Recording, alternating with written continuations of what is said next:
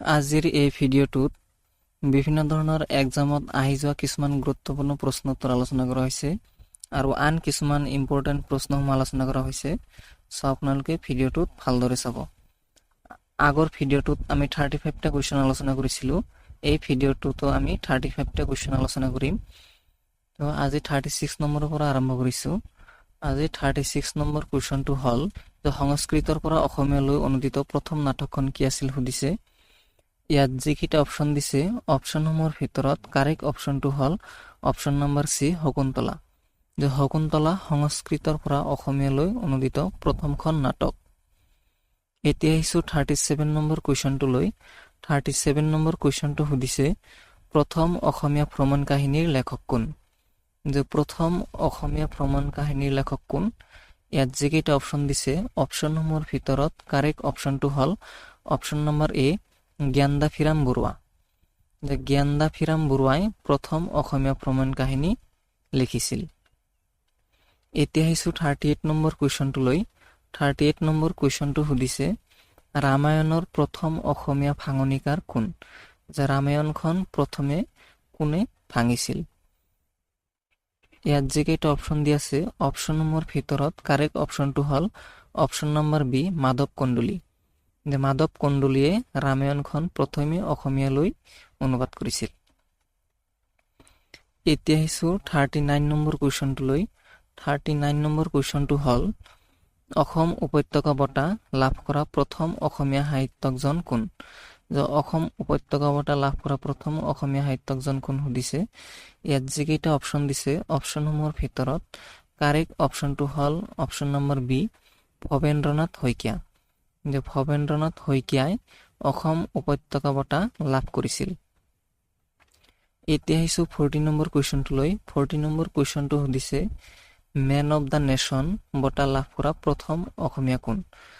যে কোনে পোনপ্ৰথমে মেন অৱ দ্য নেশ্যন বঁটা লাভ কৰিছিল। ইয়াত যিকেইটা অপশ্যন দিছে অপশ্যনসমূহৰ ভিতৰত কাৰেক্ট অপশ্যনটো হ'ল অপশ্যন নম্বৰ এ হিতেশ্বৰ শইকীয়া। হিতেশ্বৰ শইকীয়াই মেন অৱ দ্য নেশ্যন বঁটা পোনপ্ৰথমে লাভ কৰিছিল। এতিয়া আহিছোঁ 41 নম্বৰ কুৱেশ্যনটোলৈ। 41 নম্বৰ কুৱেশ্যনটো সুধিছে অসমৰ মাটি জৰীপ কাৰ্য প্ৰথমে কোনজন ৰজাই প্ৰৱৰ্তন কৰে। ইয়াত যিকেইটা অপশ্যন দিছে অপশ্যনসমূহৰ ভিতৰত কাৰেক্ট অপশ্যনটো হ'ল অপশ্যন নম্বৰ ডি গদাধৰ সিংহ। অসমৰ মাটি জৰীপ কাৰ্য প্ৰথমতে গদাধৰ ৰজাই প্ৰৱৰ্তন কৰিছিল। এতিয়া আহিছোঁ 42 নম্বৰ কুৱেশ্যনটোলৈ। 42 নম্বৰ কুৱেশ্যনটো সুধিছে কিমান চনত অসম ব্ৰিটিছৰ অধীনলৈ যায়। যে কিমান চনত অসম ব্ৰিটিছৰ অধীনলৈ যায় সুধিছে। ইয়াত যিকেইটা অপশ্যন দিছে অপশ্যনসমূহৰ ভিতৰত কাৰেক্ট অপশ্যনটো হ'ল অপশ্যন নম্বৰ চি 1826 চনত। যে 1826 চনত অসম ব্ৰিটিছৰ অধীনলৈ যায়। আহিছোঁ নেক্সট কুৱেশ্যনটোলৈ। নেক্সট কুৱেশ্যনটো সুধিছে অসমলৈ মানসকলক কোনে আনিছিল। যে অসমলৈ মানসকলক কোনে আনিছিল। ইয়াত যিকেইটা অপশ্যন দিছে অপশ্যনসমূহৰ ভিতৰত কাৰেক্ট অপশ্যনটো হ'ল অপশ্যন নম্বৰ এ বদন বৰফুকন। যে বদন বৰফুকনে মানসকলক অসমলৈ আনিছিল। নেক্সট কুৱেশ্যন হ'ল কোনজন আহোম ৰজাই তেওঁৰ ৰাজত্বকালত মাটিৰ প্ৰতিমা সাজি দুৰ্গা পূজা কৰিছিল। যে কোনজন ৰজাৰ দিনত মাটিৰ প্ৰতিমা সাজি দুৰ্গা পূজা কৰিছিল সুধিছে। ইয়াত যিকেইটা অপশ্যন দিছে অপশ্যনসমূহৰ ভিতৰত কাৰেক্ট অপশ্যনটো হ'ল অপশ্যন নম্বৰ বি ৰুদ্ৰসিংহ। যে ৰুদ্ৰসিংহ ৰাজত্বকালত মাটিৰ প্ৰতিমা সাজি দুৰ্গা পূজা কৰিছিল। এতিয়া আহিছোঁ 45 নম্বৰ কুৱেশ্যনটোলৈ। 45 নম্বৰ কুৱেশ্যনটো সুধিছে শৰাইঘাটৰ ৰণ কাৰ দিনত হৈছিল। যে শৰাইঘাটৰ ৰণ কাৰ দিনত হৈছিল। ইয়াত যিকেইটা অপশ্যন দিছে অপশ্যনসমূহৰ ভিতৰত কাৰেক্ট অপশ্যনটো হ'ল অপশ্যন নম্বৰ বি চক্ৰধ্বজ সিংহ। যে শৰাইঘাটৰ ৰণ চক্ৰধ্বজ সিংহৰ দিনত হৈছিল। এতিয়া আহিছোঁ 46 নম্বৰ কুৱেশ্যনটোলৈ। 46 নম্বৰ কুৱেশ্যনটো সুধিছে তৃতীয় মোৱামৰীয়া বিদ্ৰোহ কিমান চনত সংঘটিত হৈছিল। ইয়াত যিকেইটা অপশ্যন দিছে অপশ্যনসমূহৰ ভিতৰত কাৰেক্ট অপশ্যনটো হ'ল অপশ্যন নম্বৰ এ 1786 চনত। 1786 চনত তৃতীয় মোৱামৰীয়া বিদ্ৰোহ সংঘটিত হৈছিল। এতিয়া আহিছোঁ 47 নম্বৰ কুৱেশ্যনটোলৈ। 47 নম্বৰ কুৱেশ্যনটোত সুধিছে কিমান চনত যোৰহাটত আহোমৰ ৰাজধানী প্ৰতিষ্ঠা কৰা হৈছিল। যে কিমান চনত আহোমৰ ৰাজধানী যোৰহাটত প্ৰতিষ্ঠা কৰা হৈছিল সুধিছে। ইয়াত যিকেইটা অপশ্যন দিছে অপশ্যনসমূহৰ ভিতৰত কাৰেক্ট অপশ্যনটো হ'ল অপশ্যন নম্বৰ বি 1794 চনত। 1794 চনত যোৰহাটত আহোমৰ ৰাজধানী প্ৰতিষ্ঠা কৰা হৈছিল। এতিয়া আহিছোঁ 48 নম্বৰ কুৱেশ্যনটোলৈ। 48 নম্বৰ কুৱেশ্যনটো সুধিছে বৰ্তমান ৰাষ্ট্ৰসংঘৰ সদস্যৰ দেশ কিমান? বৰ্তমান ৰাষ্ট্ৰসংঘৰ সদস্যৰ দেশ কিমান? ইয়াত যিকেইটা অপশ্যন দিছে অপশ্যনসমূহৰ ভিতৰত কাৰেক্ট অপশ্যনটো হ'ল অপশ্যন নম্বৰ ডি 193খন। বৰ্তমান ৰাষ্ট্ৰসংঘৰ সদস্যৰ দেশ 193খন। এতিয়া আহিছোঁ 49 নম্বৰ কুৱেশ্যনটোলৈ। 49 নম্বৰ কুৱেশ্যনটো সুধিছে মাই এক্সপেৰিমেণ্ট উইথ ট্ৰুথ কাৰ ৰচনা? মাই এক্সপেৰিমেণ্ট উইথ ট্ৰুথ কোনে ৰচনা কৰিছিল? ইয়াত যিকেইটা অপশ্যন দিছে অপশ্যনসমূহৰ ভিতৰত কাৰেক্ট অপশ্যনটো হ'ল option number B Mahatma Gandhi. Mahatma গান্ধীয়ে মাই এক্সপেৰিমেণ্ট উইথ ট্ৰুথখন ৰচনা কৰিছিল। এতিয়া আহিছোঁ 50 নম্বৰ কুৱেশ্যনটোলৈ। 50 নম্বৰ কুৱেশ্যনটো সুধিছে আন্তৰ্জাতিক শ্ৰমিক দিৱস কেতিয়া পালন কৰা হয়? যে আন্তৰ্জাতিক শ্ৰমিক দিৱস কেতিয়া পালন কৰা হয় সুধিছে।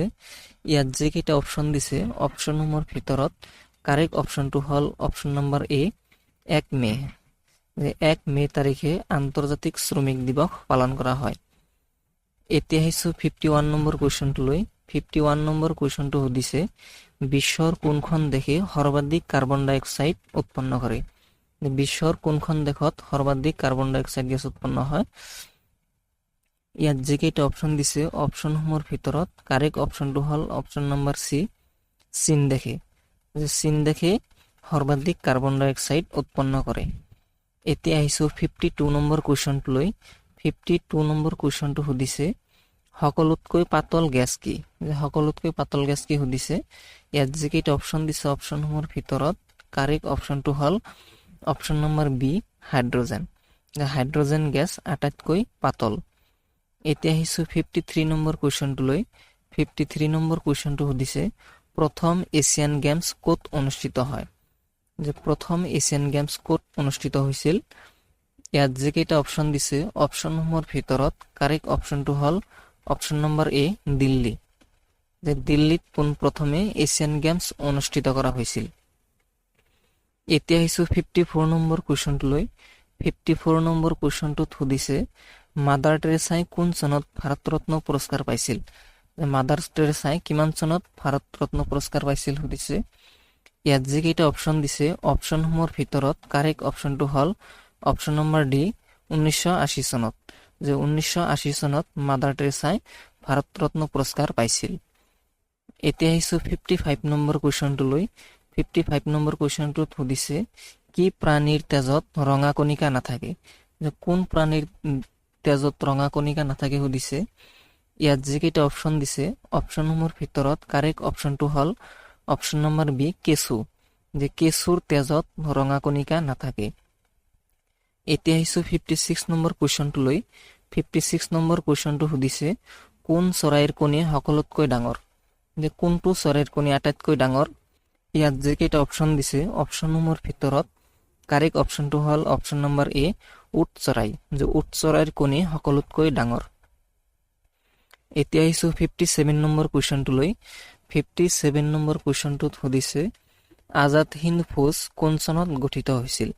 যে আজাদ হিন্দ ফৌজ কিমান চনত গঠন কৰা হৈছিল? এই কুৱেশ্যনটোৰ এনচাৰ আপোনালোকে কমেণ্টত জনাব। এতিয়া আহিছোঁ 58 নম্বৰ কুৱেশ্যনটোলৈ। 58 নম্বৰ কুৱেশ্যনটোত সুধিছে মহাভাৰতৰ অসমীয়া ভাঙনি কোনে কৰিছিল? ইয়াত যিকেইটা অপশ্যন দিছে অপশ্যনসমূহৰ ভিতৰত কাৰেক্ট অপশ্যনটো হ'ল অপশ্যন নম্বৰ এ ৰাম সৰস্বতী। ৰাম সৰস্বতীয়ে মহাভাৰতৰ অসমীয়া ভাঙনি কৰিছিল। এতিয়া আহিছোঁ 59 নম্বৰ কুৱেশ্যনটোলৈ। 59 নম্বৰ কুৱেশ্যনটোত সুধিছে জয়মতী কথাছবিত চাওদাং বৰুৱা ভূমিকাত কোনে অভিনয় কৰিছিল? যে জয়মতী কথাছবিত চাওদাং বৰুৱা ভূমিকাত কোনে অভিনয় কৰিছিল সুধিছে। ইয়াত যিকেইটা অপশ্যন দিছে অপশ্যনসমূহৰ ভিতৰত কাৰেক্ট অপশ্যনটো হ'ল অপশ্যন নম্বৰ বি ফণী শৰ্মা। যে জয়মতী কথাছবিত চাওদাং বৰুৱা ভূমিকাত ফণী শৰ্মাই অভিনয় কৰিছিল। এতিয়া আহিছোঁ 60 নম্বৰ কুৱেশ্যনটোলৈ। 60 নম্বৰ কুৱেশ্যনটোত সুধিছে মুখ্যমন্ত্ৰীক কোনে নিযুক্তি দিয়ে? যে মুখ্যমন্ত্ৰীক কোনে নিযুক্তি দিয়ে? ইয়াত যিকেইটা অপশ্যন দিছে অপশ্যনসমূহৰ ভিতৰত কাৰেক্ট অপশ্যনটো হ'ল অপশ্যন নম্বৰ এ ৰাজ্যপাল যে ৰাজ্যপালে মুখ্যমন্ত্ৰীক নিযুক্তি দিয়ে এতিয়া আহিছোঁ 61 নম্বৰ কুৱেশ্যনটোলৈ 61 নম্বৰ কুৱেশ্যনটোত সুধিছে নগৰ সমিতিৰ কাৰ্যকাল কিমান বছৰ যে নগৰ সমিতিৰ কাৰ্যকাল কিমান বছৰ ইয়াত যিকেইটা অপশ্যন দিছে অপশ্যনসমূহৰ ভিতৰত কাৰেক্ট অপশ্যনটো হ'ল অপশ্যন নম্বৰ ডি 5 বছৰ যে নগৰ সমিতিৰ কাৰ্যকাল 5 বছৰ এতিয়া আহিছোঁ 62 নম্বৰ কুৱেশ্যনটোলৈ 62 নম্বৰ কুৱেশ্যনটোত সুধিছে ভেটিকান চিটিৰ মুদ্ৰাৰ নাম কি যে ভেটিকান চিটিৰ মুদ্ৰাৰ নাম কি ইয়াত যিকেইটা অপশ্যন দিছে অপশ্যনসমূহৰ ভিতৰত কাৰেক্ট অপশ্যনটো হ'ল অপশ্যন নম্বৰ বি লিৰা যে ভেটিকান চিটিৰ মুদ্ৰাৰ নাম হ'ল লিৰা যেহেতু মুদ্ৰাৰ ওপৰত কুৱেশ্যন অহা দেখা যায় সো আপোনালোকে মুদ্ৰাৰ ওপৰত ভালকৈ চাই থব এতিয়া আহিছোঁ 63 নম্বৰ কুৱেশ্যনটোলৈ 63 নম্বৰ কুৱেশ্যনটোত সুধিছে আয়াৰলেণ্ডৰ মুদ্ৰাৰ নাম কি যে আয়াৰলেণ্ডৰ মুদ্ৰাৰ নাম কি সুধিছে ইয়াত যিকেইটা অপশ্যন দিছে অপশ্যনসমূহৰ ভিতৰত কাৰেক্ট অপশ্যনটো হ'ল অপশ্যন নম্বৰ এ ইউৰো যে আয়াৰলেণ্ডৰ মুদ্ৰাৰ নাম হ'ল ইউৰো এতিয়া আহিছে 64 নম্বৰ কুৱেশ্যনটোলৈ 64 নম্বৰ কুৱেশ্যনটোত সুধিছে ৰাজীৱ গান্ধীৰ সমাধিস্থলক কি বুলি জনা যায় ৰাজীৱ গান্ধীৰ সমাধিস্থলক কি বুলি জনা যায় সুধিছে ইয়াত যিকেইটা অপশ্যন দিছে অপশ্যনসমূহৰ ভিতৰত কাৰেক্ট অপশ্যনটো হ'ল অপশ্যন নম্বৰ সি বীৰভূমি যে ৰাজীৱ গান্ধীৰ সমাধিস্থলক বীৰভূমি বুলি জনা যায় সমাধিস্থলৰ ওপৰতো কুৱেশ্যন অহা দেখা যায় সো আপোনালোকে ভালদৰে চাই থব এতিয়া আহিছোঁ 65 নম্বৰ কুৱেশ্যনটোলৈ 65 নম্বৰ কুৱেশ্যনটো সুধিছে ভাৰতৰ প্ৰথম মহিলা প্ৰধানমন্ত্ৰী কোন আছিল যে ভাৰতৰ প্ৰথম মহিলা প্ৰধানমন্ত্ৰী কোন আছিল সুধিছে এইটোৰ উত্তৰ আপোনালোকে সকলোৱে জানেই চাগে এইটোৰ উত্তৰ আপোনালোকে কমেণ্টত জনাব এতিয়া আহিছোঁ 66 নম্বৰ কুৱেশ্যনটোলৈ 66 নম্বৰ কুৱেশ্যনটোত সুধিছে আনন্দমঠ কাৰ ৰচনা যে আনন্দমঠ কোনে ৰচনা কৰিছিল ইয়াত যিকেইটা অপশ্যন দিছে অপশ্যনসমূহৰ ভিতৰত কাৰেক্ট অপশ্যনটো হ'ল অপশ্যন নম্বৰ বি বংকিম চন্দ্ৰ চেটাৰ্জী যে বংকিম চন্দ্ৰ চেটাৰ্জীয়ে আনন্দমঠ ৰচনা কৰিছিল এতিয়া আহিছোঁ 67 নম্বৰ কুৱেশ্যনটোলৈ 67 নম্বৰ কুৱেশ্যনটোত সুধিছে নৰকাসুৰৰ পুত্ৰৰ নাম কি আছিল যে নৰকাসুৰৰ পুত্ৰৰ নাম কি আছিল সুধিছে ইয়াত যিকেইটা অপশ্যন দিছে অপশ্যনসমূহৰ ভিতৰত কাৰেক্ট অপশ্যনটো হ'ল অপশ্যন নম্বৰ এ ভগদত্ত যে নৰকাসুৰৰ পুত্ৰৰ নাম ভগদত্ত আছিল এতিয়া আহিছোঁ 68 নম্বৰ কুৱেশ্যনটোলৈ 68 নম্বৰ কুৱেশ্যনটোত সুধিছে মুছলমানে দ্বিতীয় আক্ৰমণ কেতিয়া কৰিছিল যে মুছলমানে দ্বিতীয় আক্ৰমণ কিমান চনত কৰিছিল সুধিছে ইয়াত যিকেইটা অপশ্যন দিছে অপশ্যনসমূহৰ ভিতৰত কাৰেক্ট অপশ্যনটো হ'ল অপশ্যন নম্বৰ ডি 1226 চনত যে 1226 চনত মুছলমানে দ্বিতীয়বাৰ আক্ৰমণ কৰিছিল এতিয়া আহিছোঁ 69 নম্বৰ কুৱেশ্যনটোলৈ 69 নম্বৰ কুৱেশ্যনটোত সুধিছে চুতীয়া ৰাজ্যৰ ৰাজধানী ক'ত আছিল যে চুতীয়া ৰাজ্যৰ ৰাজধানী ক'ত আছিল সুধিছে ইয়াত যিকেইটা অপশ্যন দিছে অপশ্যনসমূহৰ ভিতৰত কাৰেক্ট অপশ্যনটো হ'ল অপশ্যন নম্বৰ সি হদিয়া যে চুতীয়া ৰাজ্যৰ ৰাজধানী হদিয়াত আছিল এতিয়া আহিছোঁ আজিৰ লাষ্ট কুৱেশ্যনটোলৈ আজিৰ লাষ্ট কুৱেশ্যনটো হ'ল লাচিত দিৱস কেতিয়া পালন কৰা হয় যে লাচিত দিৱস কিমান তাৰিখে পালন কৰা হয় সুধিছে ইয়াত যিকেইটা অপশ্যন দিছে অপশ্যনসমূহৰ ভিতৰত কাৰেক্ট অপশ্যনটো হ'ল অপশ্যন নম্বৰ বি 24 নৱেম্বৰ যে 24 নৱেম্বৰ তাৰিখে লাচিত দিৱস পালন কৰা হয় আজি আছিল এইকেইটা প্ৰশ্ন সো ভিডিঅ'টো কেনেকুৱা পালে আপোনালোকে কমেণ্টত জনাব যদি ভাল পালে চেনেলটো ছাবস্ক্ৰাইব কৰিব আৰু ভিডিঅ'টো এটা লাইক কৰি দিব ধন্যবাদ